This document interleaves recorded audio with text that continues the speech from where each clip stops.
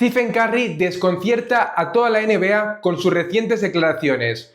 Hola a todos, soy Álvaro y esto es El Sueño Americano, vuestro podcast NBA. En este episodio número 28 vamos a hablar de las sorprendentes declaraciones que hizo Stephen Curry postpartido en la derrota de los Warriors frente a los Raptors.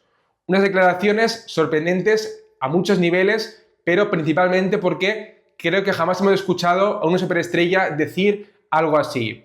Y además, las palabras de Curry nos dan pistas sobre el futuro más inmediato de los Warriors en clave traspasos y nos ofrecen un recordatorio de una enorme diferencia que existe entre Stephen Curry y LeBron James. Así que te explico el porqué de todo esto en 3, 2, 1, ¡empezamos!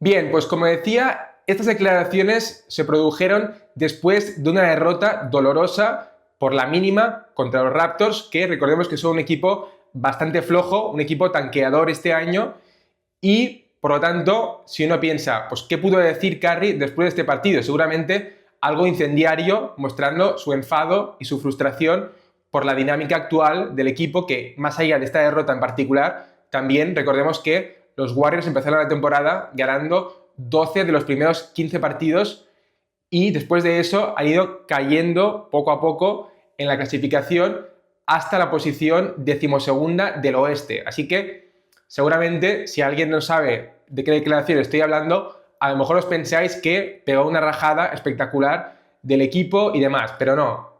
Pues bien, Curry en respuesta a no se sabe bien qué pregunta, porque esta entrevista, por decirlo de alguna forma, fue en el vestuario, en este formato que es un poco informal, que están allá los periodistas, le hacen una pregunta sin micrófono y luego le plantan 5 o 6 teléfonos en la cara y Curry pues dice lo que le da la gana, ¿no? Pues bueno, empecé con una especie de mini discurso que básicamente dijo: no debemos hacer traspasos desesperados que arruinen el futuro de la franquicia. Tenemos la responsabilidad de mantener o dejar la franquicia en una buena posición cuando terminemos. Esto de cuando terminemos se refiere, entiendo yo, a cuando se retiren él y Draymond Green como los grandes líderes del equipo y veteranos. No significa que no intentemos mejorar o que no estemos activos en la búsqueda de oportunidades. Nadie quiere estar estancado o dejar pasar buenas oportunidades, pero eso no significa estar desesperado ofreciendo todo tipo de recursos sin ton ni son. Esto lo he traducido yo de esta forma, pero bueno, esta es la idea. Curry está diciendo que no hay que hacer traspasos porque sí, sino que hay que pensárselo bien y ver si tiene sentido. Continúa diciendo: entendemos que nos estamos haciendo mayores y estamos permitiendo que los jóvenes florezcan. Es mejor ser pacientes y entender la situación en la que nos encontramos. Y también dice: Mike, refiriéndose a Mike Dunleavy, el general manager de los Warriors, hace muy bien su trabajo, siempre está atento al teléfono, explorando todas las opciones. Y después de eso le hacen una última pregunta, que esta sí que se escucha, que era algo así como si estaba satisfecho Curry sobre el nivel de actividad de los Warriors en el mercado. Y la respuesta de Curry a esta pregunta es: si hubiese una situación que tuviese sentido para nuestro equipo, estoy seguro de que la sabríamos. Así es como siempre hemos funcionado. Fin de la cita. Pues bien, a bote pronto, ¿por qué sorprenden tanto estas declaraciones de Curry? Pues principalmente porque está diciendo que la franquicia debe pensar, debe preocuparse por el futuro cuando él no esté. O sea, es una cosa rarísima que en principio no tiene mucho sentido, porque en general sabemos que los jugadores de la NBA y sobre todo las estrellas tienden a ser bastante egoístas. Eso no quiere decir que sea siempre una cosa mala, pero es la realidad. Todo el mundo piensa en quiero ganar yo, y especialmente si es la cara de la franquicia o la segunda espada o lo que sea, pues piensas que la franquicia tiene que estar a tu servicio, ¿no? Y maximizar tus opciones de ganar el anillo. Pero en este caso Curry está haciendo todo lo contrario, que es, desde mi punto de vista, una gran muestra de generosidad, porque se preocupa realmente por el estado de la franquicia dentro de 5 o 10 años porque su implicación con la franquicia es, digamos que para toda la vida. O sea, desde luego, lo más normal es que se acabe retirando como Warrior, y esto no es una dinámica o una cosa habitual en la NBA moderna, donde los jugadores pues, van cambiando de equipo constantemente, pero Curry sería precisamente la excepción a esta norma.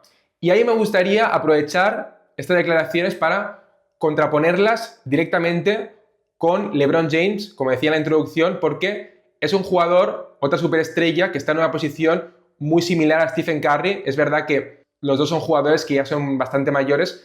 Curry tiene 36 años y LeBron 40, entonces tampoco es que sea la misma posición idéntica, pero bueno, muy parecida. Dos grandes superestrellas que siguen siendo auténticos jugadorazos a día de hoy y que, por supuesto, son leyendas vivas del baloncesto, y uno de los mejores jugadores de la historia.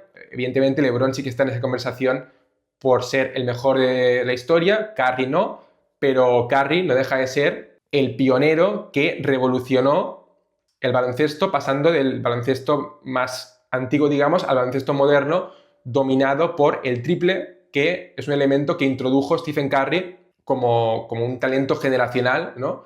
Que cambió todos los paradigmas de lo que se creía posible, pues con esa precisión en el tiro exterior desde una distancia larguísima. Entonces, bueno, estamos hablando de dos jugadores icónicos, pero que han tenido carreras muy distintas y sobre todo dos formas muy distintas de afrontar sus trayectorias, y en eso precisamente me quiero detener para comparar un poquito las dos formas de perseguir el éxito, que al final es el objetivo número uno de cualquier superestrella, ¿no? Pues ganar anillos.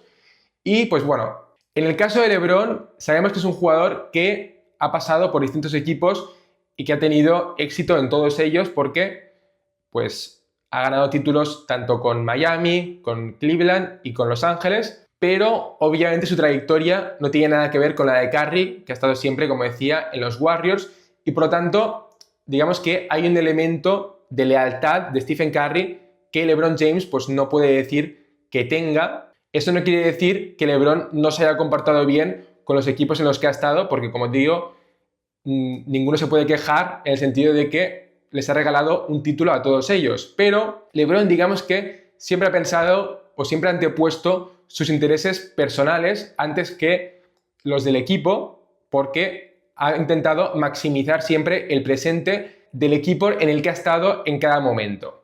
También es importante destacar o señalar la diferencia en cuanto a la personalidad de ambos jugadores, que sabemos que tienen elementos en común porque ambos son grandes líderes, muy carismáticos, yo diría que bastante humildes dentro de lo que cabe, porque LeBron a lo mejor cuando piensas en él tampoco piensas que sea el tío más humilde del mundo, pero si vosotros fueseis el mejor jugador posiblemente de la historia de un deporte, me gustaría ver cómo de humildes sois. Así que creo que teniendo en cuenta ese contexto, LeBron es bastante humilde. Curry también creo que de forma bastante incuestionable lo es. Y los dos, en general, aquí creo que hay matices, han sido buenos compañeros. Es cierto que LeBron ha sido buen compañero de los jugadores que le han caído bien o que digamos que le han ayudado más a ganar, porque los jugadores que no han encajado con él, especialmente deportivamente, no le ha importado lo más mínimo deshacerse de ellos. Entonces, esta sería una de las diferencias de Curry y LeBron, porque Curry nunca se ha visto que haya presionado de forma pública o privada para echar a jugadores de su equipo, como por ejemplo el caso más reciente de LeBron James sería pues D'Angelo Russell. Ya se sabe, ¿no?, desde hace tiempo que LeBron quería traspasarlo, quería quitárselo de encima y al final pues así ha sido. Pero podría poner otros ejemplos. La cuestión es que LeBron, muy buen amigo de sus amigos. Curry, yo diría que muy buen amigo en general. De hecho, es un jugador querido por, en general, todos los aficionados de la NBA. Es un jugador que no cae mal a nadie y creo que también respetado y querido por todos los jugadores de la NBA.